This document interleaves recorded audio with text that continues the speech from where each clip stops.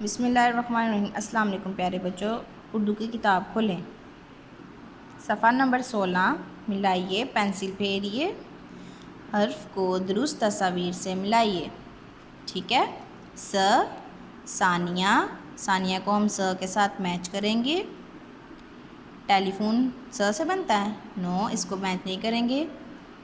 समीना, समीना को भी स के साथ मैच करेंगे। जर्सी स से बनती है, नो, इसको भी मैच नहीं करेंगे। अब हम स के ऊपर पेंसिल फेरेंगे ऐसे, बिल्कुल डॉट्स के ऊपर ऊपर। ठीक है। नेक्स्ट नीचे देखें, सेम ऐसे ही स के ऊपर पेंसिल फेरनी है। समीना, सानिया, ठीक है। ये वाला पेज, नीचे वाली लाइन भी आपने ऐसे ही ट्रेस करनी है जैसे मैंने किया।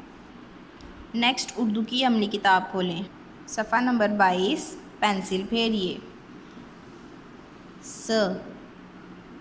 जैसे हमने पहले पेंसिल फेरी है स पे, वैसे ही इस पे भी पेंसिल फेरेंगे हम।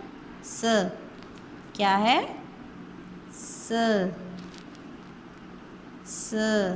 क्या है? सब बच्चे बताएं। ये फुल पेज आपने यहाँ तक ऐसे ही ट्रेस करना है।